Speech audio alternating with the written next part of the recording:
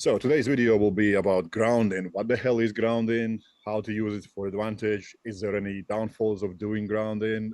Maybe there is some equipment we can use to do so, if it's beneficial, and so on and so forth. Because kind of talk about all these things that sometimes might sound wishy-washy, but let's be honest, there is always science behind it. So do you want to open up what the hell is grounding? Where does it maybe come from? What do we know about it? Are there benefits with it? And are there any downfalls doing it? Yeah. So grounding is essentially just connecting your body to the earth, right? So I actually like to call it two different things. There's grounding, and that is equipment derived. In other words, when you do grounding, I interpret it as there is some kind of wiring or equipment like a grounding pad involved. And then anything done out in nature, I just call it earthing. You are touching the earth in one way or another, right? Now,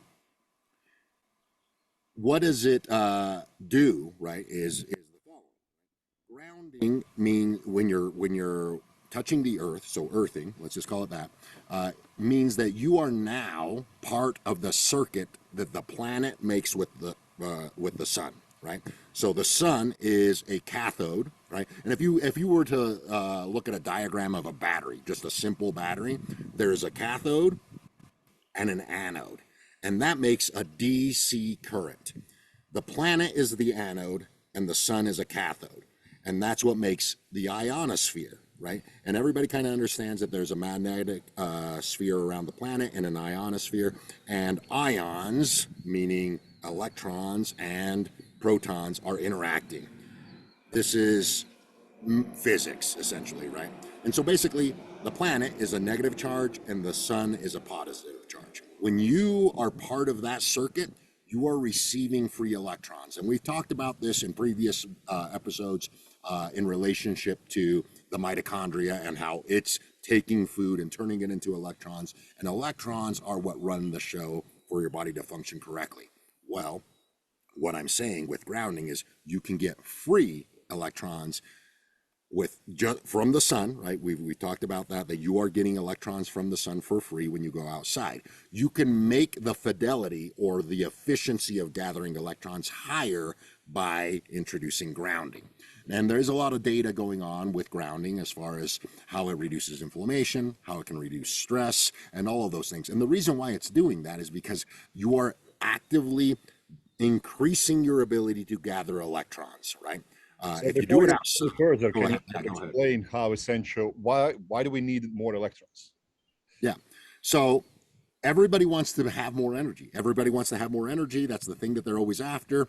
And they talk about eating the proper foods and things of that nature. But the people forget that all food, all of them, turn into electrons, right? That is mitochondrial biology 101. And everybody understands that mitochondria is the powerhouse of the cell, and that's where you get your energy. So that's what you should be focusing on, is how does the mitochondria work? And most people focus on the food part going into it, and that's fine, and that's actually what I like to concentrate on, because that's what people mostly know. But they forget, food turns into electrons. That means that food turns into electricity, literally, right? So knowing that, then you start learning a little bit more about actual electricity, right? And there's one major thing that you have to understand, which is going to be related to some of the equipment that we talked about here, and that is, on this planet, we have two forms of electricity. We have DC electricity, direct current, that's what that stands for, and we have AC electricity, oscillating current, right? Oscillating current is what we have in our homes and in power lines and everything like that transmitting across the planet, because AC is the only way that you can create electricity at a power plant and send that electricity hundreds of miles away and still arrive with enough electricity to run equipment and stuff like that. So we use AC electricity because it's easy to transmit, but DC electricity is what everything else runs on. And by everything, I don't mean like electrical equipment. I mean every single animal and plant on this planet runs on DC electricity because of what I just opened with earlier. The planet is a negative charge and the sun is a positive charge, and anything that's connected to the planet now is part of that circuit and creates a DC electrical current. This is in a lot of really hardcore science, especially on plants, because plants have a unique ability to regenerate themselves pretty much at all costs, as long as you continue to provide some level of hydration and sunlight, right? Like you essentially cannot grow a plant without sunlight or nutrients, and it's because they're always grounded. Their root system is always grounded, so they have a unique ability to always have a DC current running through them, and you can measure this, right? This has been done by a scientist named Dr. Robert O. Becker, and he was literally able to measure the DC electrical current in trees and plants, and then he started measuring it in animals, etc., and just found out that every living being operates on DC electricity. And that is what your mitochondria is doing. It is taking food and running an electrical current across this membrane, and that's a DC electrical current. Now, you can power your house with DC electricity. That would be if you're living off grid, for example, and you have solar panels and a set of battery banks.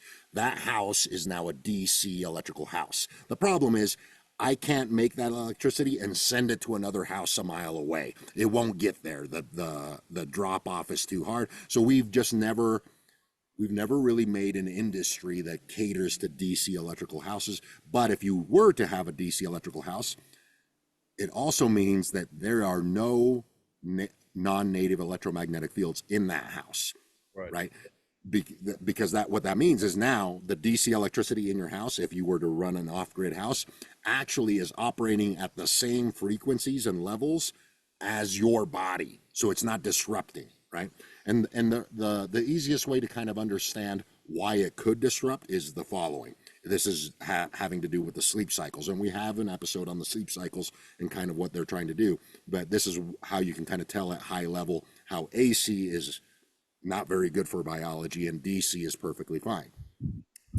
The planet oscillates at a specific frequency called the Schumann resonance, and that is 7.83 hertz. That's also the same frequency that your brain oscillates at in the alpha waves of your REM sleep, right? So every time you go to sleep, your body is trying to sync back up with its native electromagnetic field, which is the planet, and the planet is creating that DC circuitry. And whenever you have AC power going on in your house and electromagnetic fields coming from wireless communication devices like phones and cell phone towers, you are essentially interfering with your own biology to be able to sync up with its native frequency. So almost think of it like you have a Wi-Fi router that's way more powerful than a second Wi-Fi router, but this second Wi-Fi router is the one that you're trying to actually coordinate with, right? You now have to power up or power down the more powerful one. So in this case, your cell phone right next to your head when you sleep, or the AC power grid that may be miswired in your house if you have an old house. That's putting off an electromagnetic field that's interfering with your ability to sync up with the planet. So that is where grounding comes in.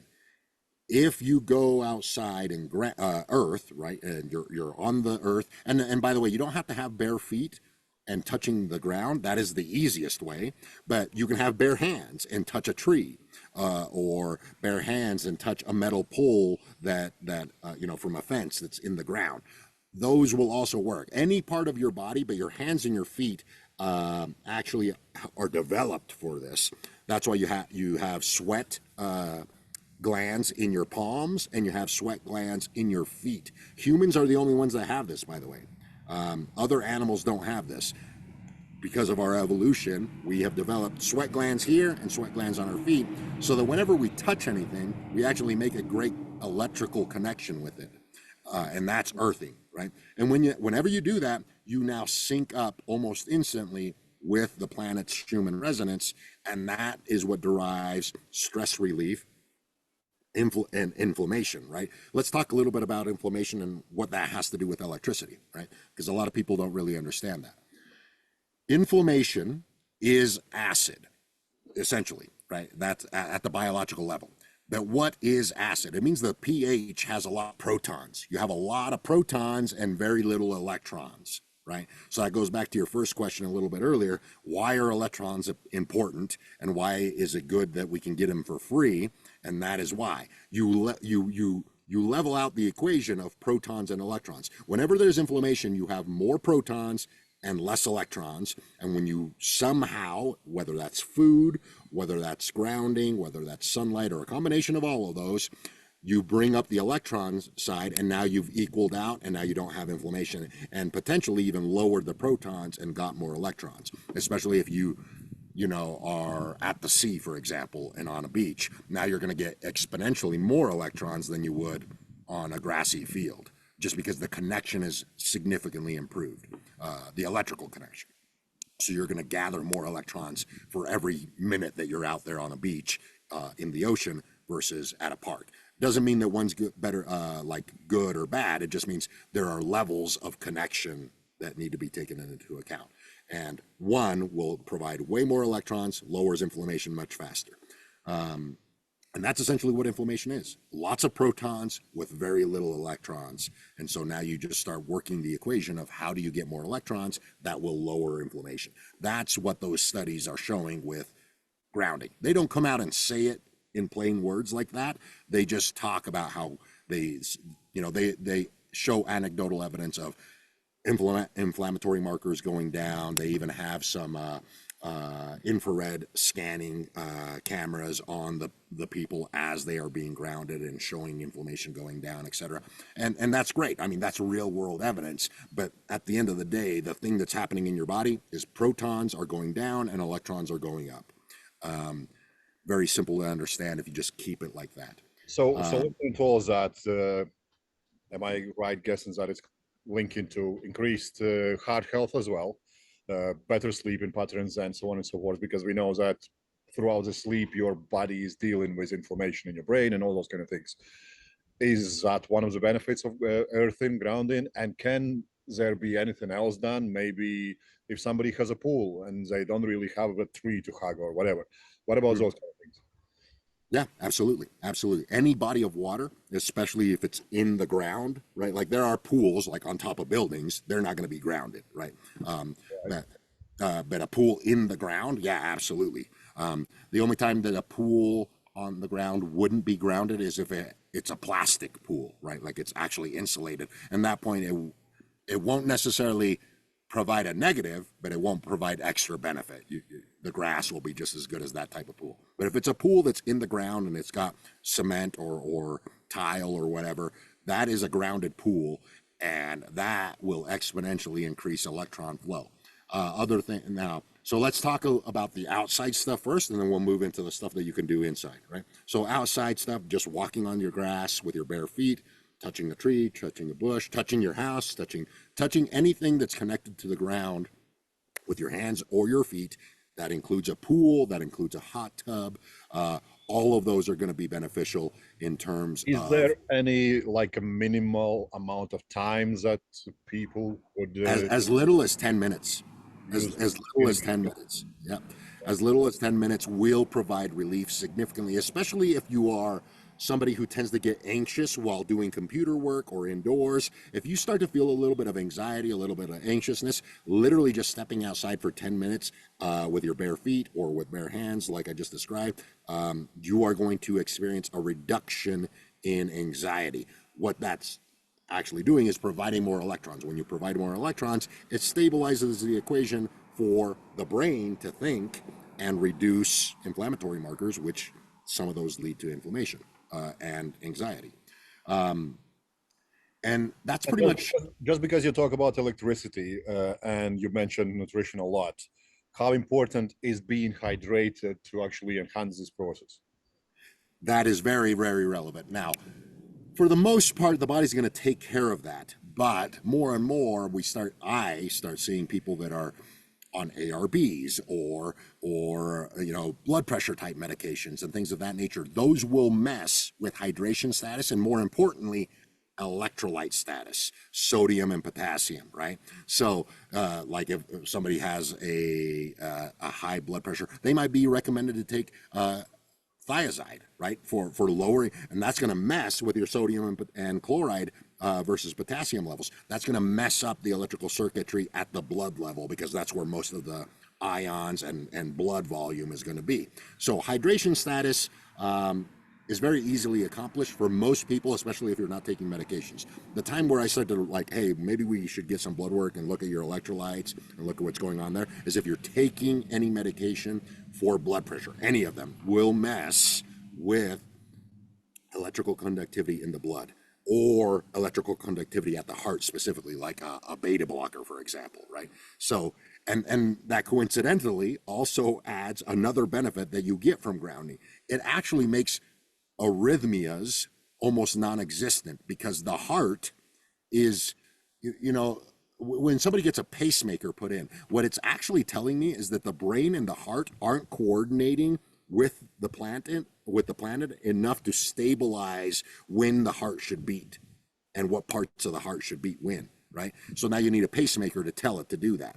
I'm not saying that grounding will reverse having a pacemaker put in. What I'm saying is grounding and being grounded is a crucial component to how your electrical system of your heart and your brain work. That's what I'm saying, right? And so it will stabilize heart arrhythmias. And coincidentally, that's also, you can verify this, in the Northern Hemisphere, the most amount of heart incidences, heart arrhythmias, heart attacks, cardiovascular events, happens when people are the most indoors. And that's in the month of December and January. That's when hospitals literally expect an increase in these types of events. They don't come out and say it. I'm going to say it right here. It's because people are indoors way too long for too many days on end without getting sunlight or grounding at any point in time during the day. Most of the time, it's usually in late spring, early spring. After winter is kind of because your body has developed a way to kind of cope with that, but it can only cope with that for so long, right? Like month one, you're not going to, month one of the sun going weak and you being indoors, probably not going to notice anything.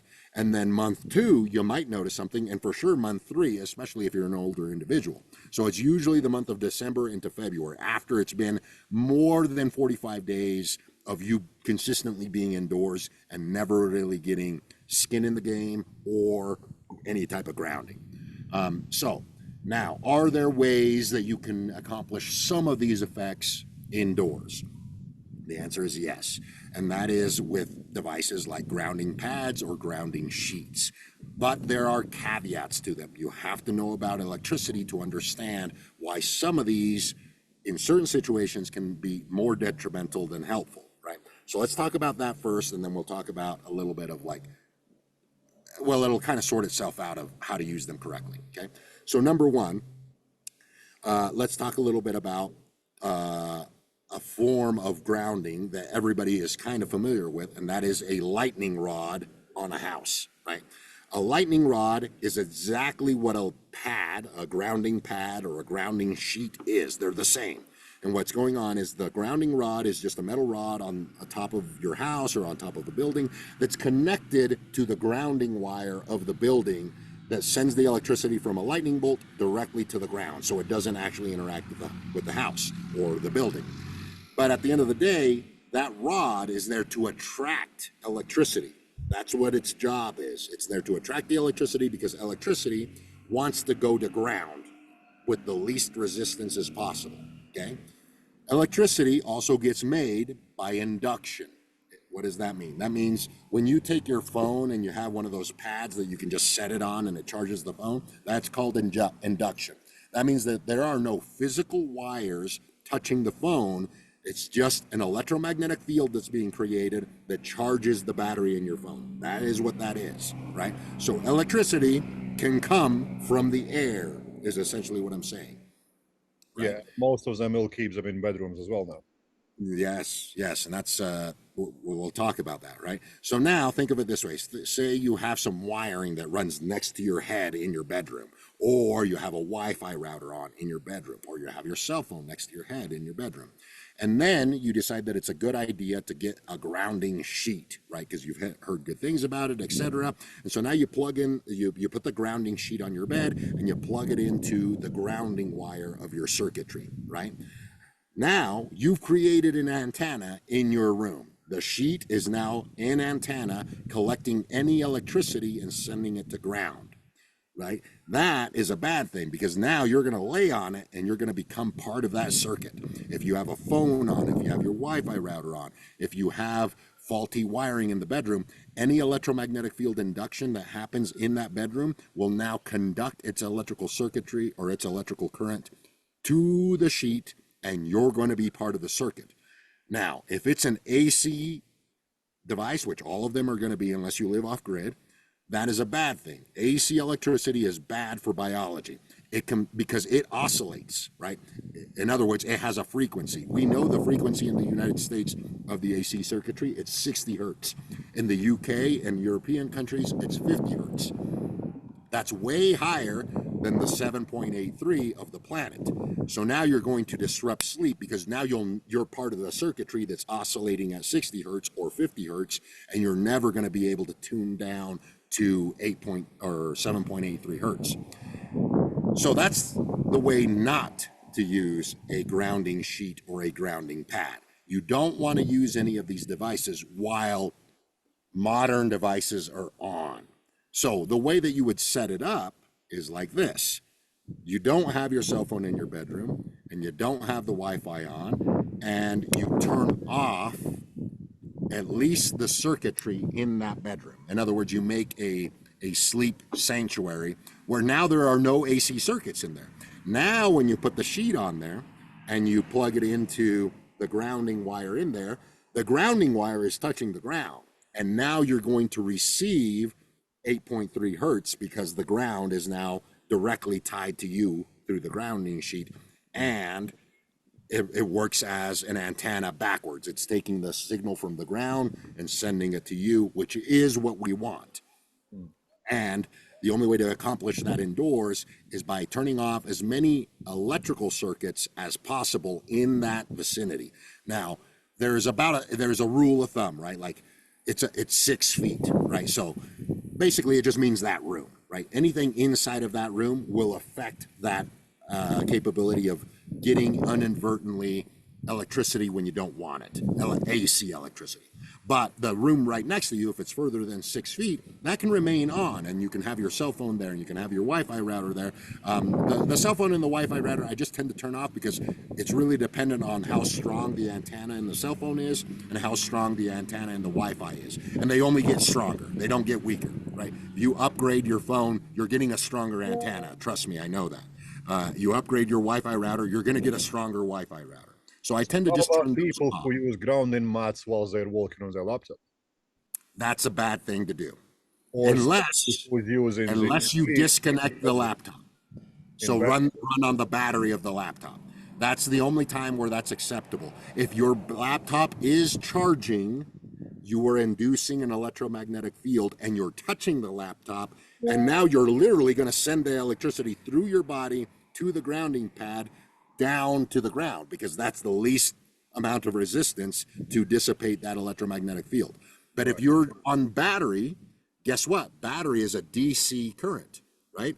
So now you're actually doing yourself a favor. So same situation, the only difference is charging or not charging. One of them is beneficial and the other one actually causes a problem, right? And that's because people don't fundamentally understand that there's a difference between the electricity, right? AC electricity versus DC electricity. Whenever you do any grounding with a DC electrical circuit, that's great for biology. 2 thumbs up. So laptops are great if you understand this concept, because you can unplug it. Maybe you got, my laptop battery lasts about 3 hours, right? That's awesome. That means I can do 3 hours of work either outside grounded and get benefits, or inside if it's in the winter and be grounded on a grounding pad. As long as my laptop is not charging, I'm getting a DC circuit interaction, and that's beneficial. And then the moment I have to charge my laptop, guess what I do? I step away from it, right? I just shut it down, let it charge, don't touch my grounding pad. I just unplug it, and don't be doing that while it's charging. Same thing with your phone, right? Your phone, if you put it on airplane mode, that's a DC current now because your phone has a battery. But the moment you plug in a wire to it, now you're part of the AC circuitry, and now that's an AC induction, right? Or if you set your phone down on one of those wireless charging pads, that's a AC induction charging pad. So those are the things that people need to pay attention to on how to use grounding and grounding devices appropriately. Because we'll have grounding bed sheets and then people will charge their phone next to it. That's not the best idea, right? No, correct. You're 100% correct. Because I I would say, see it a lot. I see it. yeah, yep, they have great. In fact, they're probably causing some detriment because now they're inducing an AC electric field close enough to the bed sheet that the bed sheet is now picking it up on purpose, right? The bed sheet's an antenna at that point, and now it's going through your body. So there are they're good concepts, right? Don't get me wrong. They are great concepts for living indoors, but people need to use them correctly, and this starts with understanding electricity, right? Most of why I know the things that I know is because that was my previous job. My previous job had to do a lot with electricity, and not just AC electricity, but both DC and AC electricity, and understanding the differences, and electrical communications. So, and then there's the biology side of when you start paying attention to it, you're like, oh wow, we are an electrical being. That is exactly how we run, and we need to pay attention to that. That's probably one of the determining factors of whether your environment is good for you or bad for you. So you mentioned at the beginning something that you can touch a building. Is it as easy as just touch a wall of your house, or do you need to go as close to ground as possible? Well, so inside of a building, it's a little bit different because it depends on the material that it's made out of. Most materials inside of a house aren't conductive. They're made that way so that you don't conduct electricity accidentally. But most materials on the outside of a house are conductive. Brick is conductive, cement is conductive, metal sheeting is conductive. Most shells of an outside building are conductive on purpose because of the whole lightning thing, right? Like if lightning strikes your house, you don't want it to go inside your house. You want it to dissipate along the shell and go down into the ground. So most buildings are actually really well grounded on the outside. The way I think about it is because in UK you'll have a lot of buildings and they will have little like brick made fences. So if you're somebody who works in an office, so let me just get if this is correct, could go outside, take a cup of tea or coffee, and just put one hand on the fence, get the benefit of earthing, stand there for 10, 15 minutes, have a chat with a friend or whatever, or get a phone call, get back home, get back inside an office, and they should feel slightly more energized if they can do that. And if they can do that outside without pop on, even better. Yeah, absolutely, because you're increasing the fidelity, right? And all that means is the circuit is getting bigger, right? If I expose more skin, the circuit got bigger. If I touch more ground, right? If it's just my hand, it's this big, right? If I use my 2 feet and my hand, now it's 3 times bigger. You're increasing the circuit, right? Think of it like if you're talking about wires, you're making the wire bigger. The bigger the wire, the more electricity it can conduct. It's really when you think about it in those terms, it makes hacking this very, very easy and very creative. Let's get deeper into how we can get more electrons with earth and ground in combining with nutrition. Is there any supplements that people could take? We already kind of discussed, okay, hydration is very important. I have people who drink barely 1 liter a day, and I'm not even joking. It's like less than that a day. When it comes to hydration, the thing that's going to deliver more electrons are electrolytes, right? So sodium, potassium, sodium being the main driver that's going to My favorite is a pickle. Yeah, absolutely. A lot of sodium. It's hydrated, right? Pickle's already hydrated. It's been soaked in water and it's soaked in sodium. That's a very low hanging fruit that's going to increase your ability to gather electrons. And in fact, sodium directly donates electrons and it makes it so that you can gather more electrons directly from sunlight. So nutritionally, that's low hanging fruit. Make sure that your water has electrolytes in it, especially if you do a lot of indoor work. The more the better. And then from a food perspective, anything that lives in the sea will have more electrons than anything that lives on the land. So any food that comes from sea, so all seafood will have more electrons disproportionately to anything on land. So if you happen to live an indoor lifestyle, having a more almost like a pescatarian type diet where you mainly eat fish and seafood and sea vegetables. Think of Japan, Okinawa, all of those places.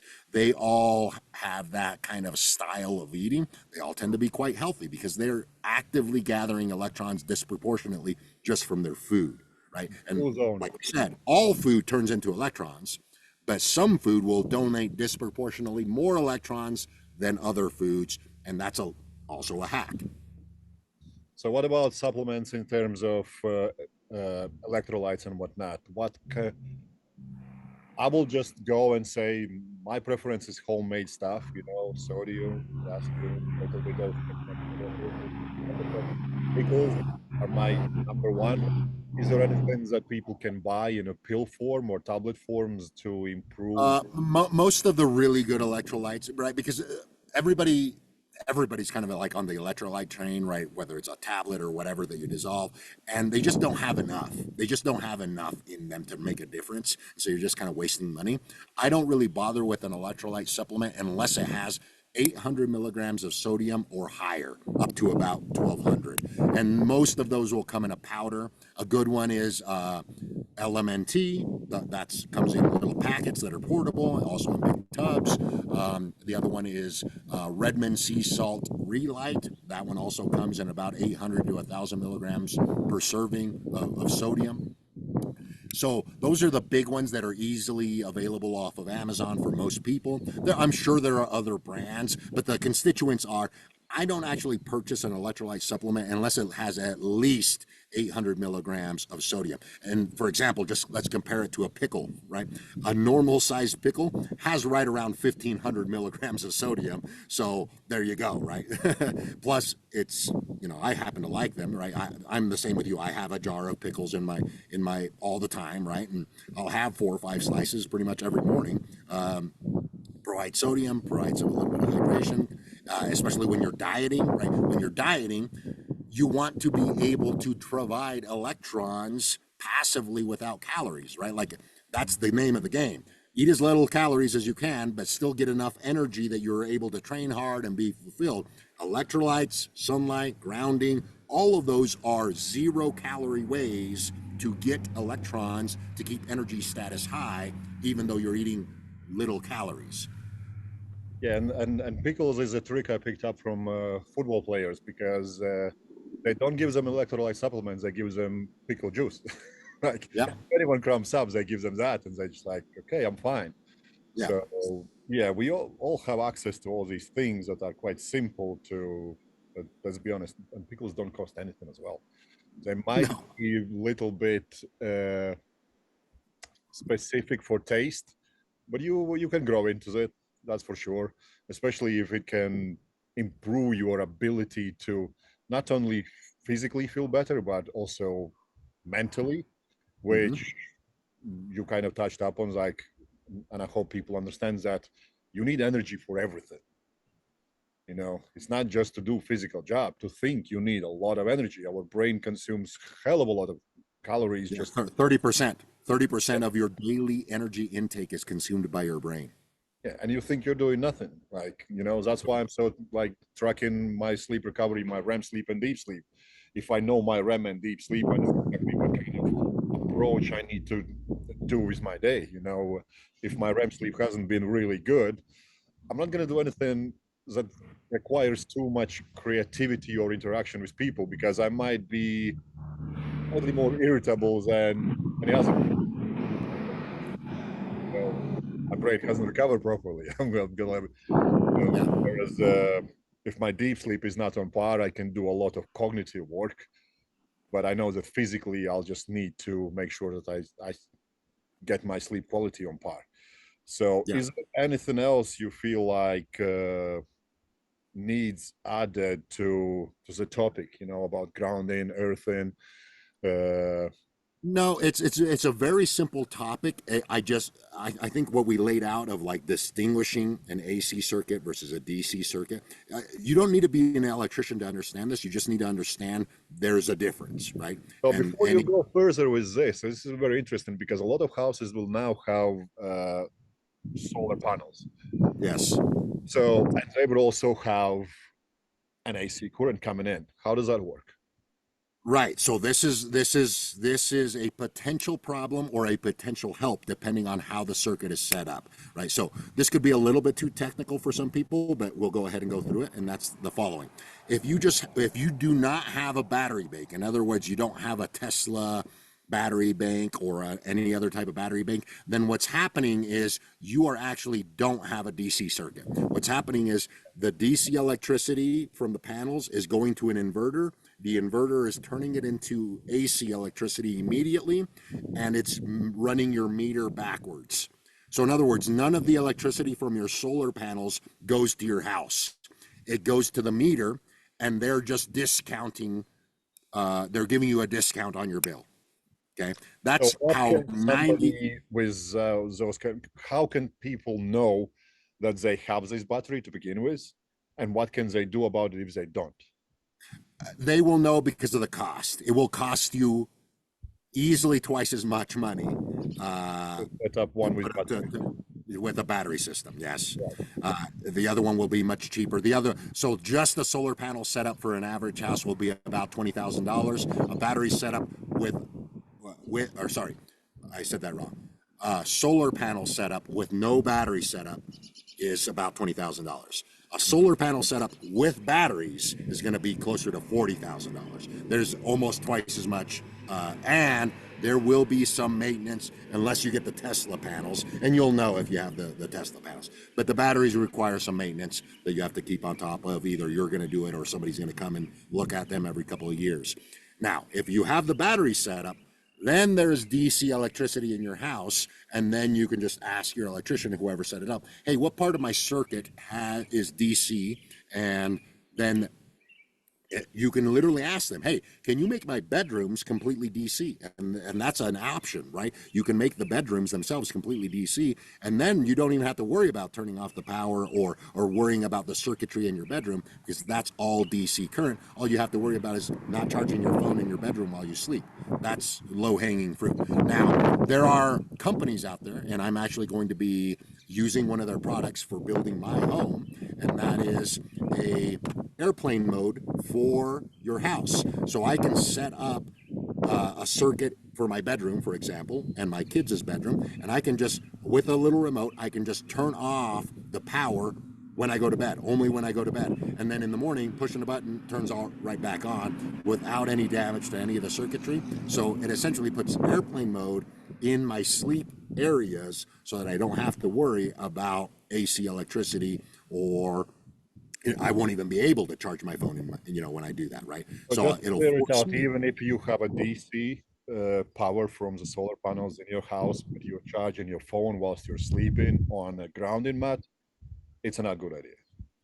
Correct. Yeah, it's just not a good idea because now the brick, right? Like everybody has a brick for their phone. The brick is the thing that's going to cause the problem, right? Right, So right. if you're able to charge your phone, like for example, if I'm running my laptop by itself without being charged, and I plug my phone into the laptop to charge, that's good because there's no brick involved. The brick is what's transforming AC to DC and back and forth. When there's no brick, that means it's just DC. So if you make, for example, a DC only house, you can take your cord and just plug the phone into the house and it'll charge it without the brick.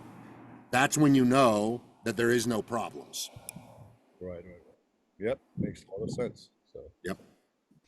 No, David, this has been really good. I appreciate your time as usual, and I'll talk to you next video. Awesome. Thank you very much.